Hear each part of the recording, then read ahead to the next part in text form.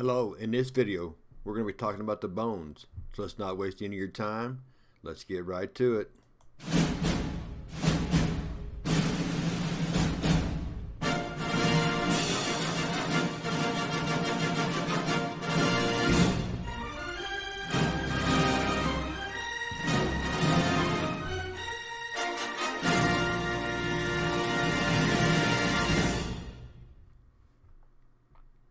Now, when we're talking bones, the first thing you want to think about is the different sections.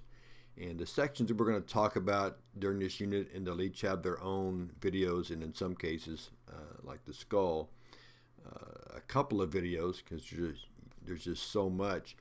If you looked at this list and made a list of the sections based on how many bones you thought they might have, the skull might be towards the bottom of the list as far as the thinking it might have the least amount, but actually it has the most amount. You would think that the skull was just one, kind of one bone throughout, but it's actually not. It's a combination of multiple bones, either fused together with sutures or some sort of connection point. So it actually has quite a bit, and when you consider the mandibles, the jaws, and everything, and it's like the United States. It's not just one continuous landform on a map. It is in real life, obviously, but not on a map. In the map, we've got the 50 states, each its own little section. And if you see a color-coded version of all those states, like we're going to see with the skull, you kind of see the same thing.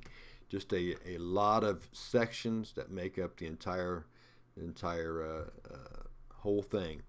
But we're also going to look at the two girdles, the pectoral girdle and the pelvic girdle. The pelvic girdle is easy to understand. It's the pelvic bones that kind of, the top of the body just kind of sets in, almost like a little cup, not a shelf's not the right word because the shelves are flat, but the pectoral girdle is almost like a catcher's mitt, just kind of holding everything from above in there. And the pectoral girdle, if you were just thinking about it, you would think, okay, the sternum area, which kind of connects everything. That's not what it's referring to. The pectoral girdle is actually the part that connects the upper chest area with the upper limbs. So it's the scapula, the shoulder blade back here, and the clavicle here in the front that kind of connects those things to the upper limbs. Just like the pelvic girdle in the bottom is what connects the axillary area to the lower limbs. Then we'll also look at the thoracic cage, which is essentially the ribs, and of course then we'll also look at the vertebrae as well. So we'll look at all those sections individually, and as I mentioned, a few of them have two videos just because there's so much to talk about.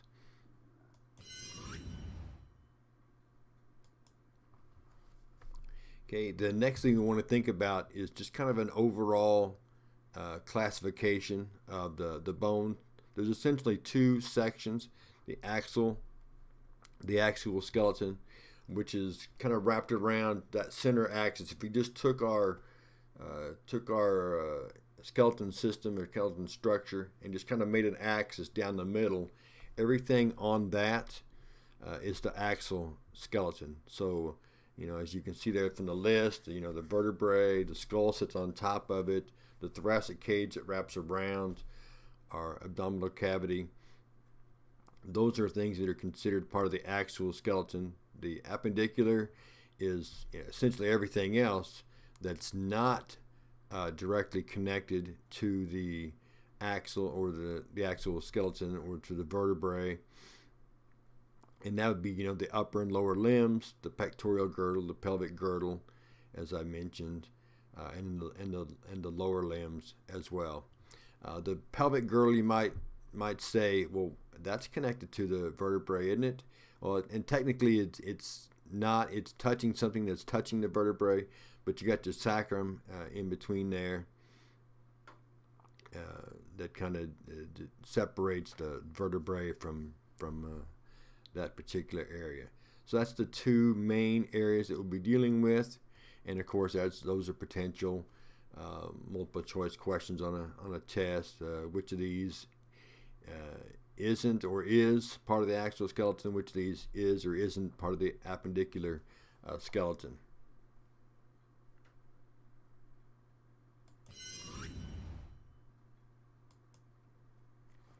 All right, the next thing we want to consider is just overall information about the bones. As you can see there, adults typically have 206, and you may think that each adult would have the same number of bones, and that would be a logical thought to have, but it isn't. There are some things that happen that create variations in the number of bones.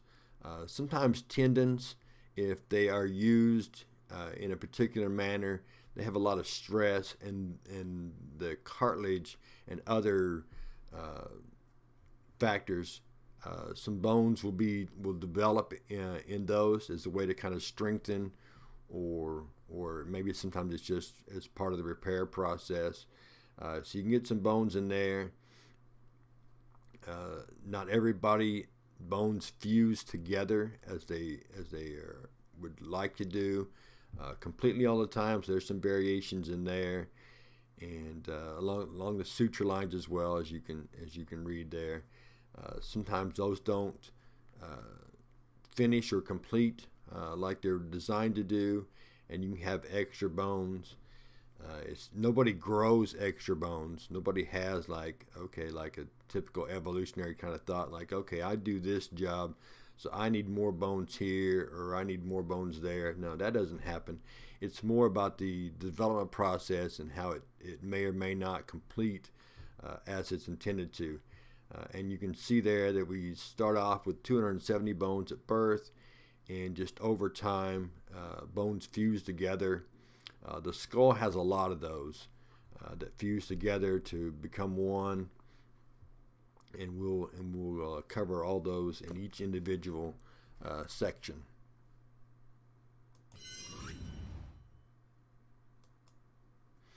Okay, so this is a reference to the axial and the appendicular that we spoke about a few minutes ago, and these are color coded, and the color coding words on the far right, the tan color of the word tan that you can see over there isn't exactly like the picture. It's more of the beige that you would see as a skeleton. So the color is not exactly right, but it is basically, it's green, and in the other areas are the axial skeleton. So you can kind of see there that it's the upper limbs certainly, and then that scapula clavicle area, and then the pelvic girdle in the bottom or at the halfway, and then the lower limbs. So essentially you could think that the appendicular has the upper and lower limbs, and the pelvic and the pectoral girdle, those four things.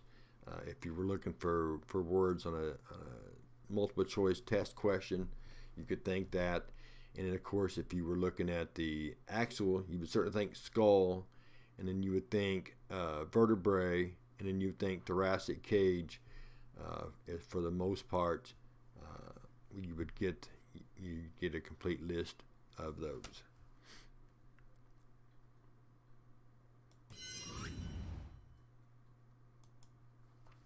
And next on our list, which is also our last thing to go over, and again, the picture is kind of small, or I should say this picture is kind of small, but it is in your book to look at as well. And as we talk about the individual parts, we'll reference these, and some of these, when we get to looking at them as examples, they're kind of similar, and so you may be interested to know what differences, what makes them a different things. Like one would think that, hey, an empty space is an empty space. Why do they have different names? And a lot of it is when we see a skull, just a skull, and for the most part, it's just going to be a plastic made version of a skull. We might see a cavity and there's nothing in it, or you might see I just lost my thought there, or an orbit, and there's nothing there, and so you may think, okay, it's just an empty hole. The way to think of of cavities and orbits, as far as a difference, you could think of a cave. Okay, a cave, the entrance to a cave, that, if it's, whether it's the arch, typical arch that you would walk into, that would be an orbit. It's that entryway into an open area, the structure that makes that opening, and the way to think about that is your eye socket. Okay, your eye socket, that bone around the opening, that's the orbit. So the orbit isn't really an empty space. The orbit is what's around it. Or the orbit, I should say, is an empty space caused by the structure that's around it. So the orbit would be like the mouth of the cave. You walk into it a few steps, and now you're into the cavity, the big open area of the cave. And of course, it's going to be lined with rock, just like your skull would be lined with bone. But the empty space, the big empty space, would be the cavity. The space created by or separated by the entrance or the opening, that would be the orbit. So other things that are kind of similar, things like processes, and then heads. And again, the picture's kind of small, but the grayish blue area on the long femur over there, that's considered a head. And but also you can see the scapula there, the pointy thing that would sit into the socket in your arm. That's called a process. And you may think, well, they kind of do the same thing. The process allows the scapula to move around. The head on the femur or the humerus allows it to move around. But the slight difference is how they sit in things. The processes just touch, or just maybe not. They're not actually touching, because they're going to have tendons and cartilage in between. But it's just touching. The process would just touch. It's not really designed. It's not what causes the actual movement. What actually causes the ability to move around is the fact that it's not a hardened contact with the bone, but it's the muscles that allow that. Whereas the head actually sets into a socket, and part of the socket is smaller than the actual head. And so, like your shoulder, when somebody pops out their shoulder and it has to be pushed back in, the pain is from the fact that the head of it is just kind of almost slightly bigger, and that's why you see those, like the Lethal Weapon movies, where by kind of slamming it into something, because it really takes a lot of force to kind of push it back into that process. So occasionally you can see it, not so much anymore with the more improved shoulder pads, but occasionally we used to see it 70s and 80s in a football game, where that would happen. Somebody take a shoulder right to a helmet right to the shoulder, and like pop it out, and they got to pop it back into place. And so it's just slightly bigger. So that's kind of the little difference between those. And something else you might see that you would think, okay, that's kind of the same, but a condyle, a spine, those things are can look kind of similar. A spike as well, but the difference is a condyle is something that kind of sets into something, and a spike is more for to secure it, or to give it some structure. But a condyle will settle into something, so it can either rock or something like that. So it's more rounded. It has a point. It does kind of come to a point. But a spike is a true spike, just like you might think of as a spine, or a splinter, not a splinter, a sticker or something, just a true actual point. But that's just some kind of the general terms and how they might differ from each other.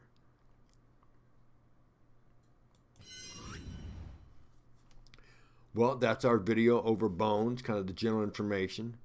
When we come back together, or when we see you next time, we'll be talking about the skull. Until then, we'll say goodbye.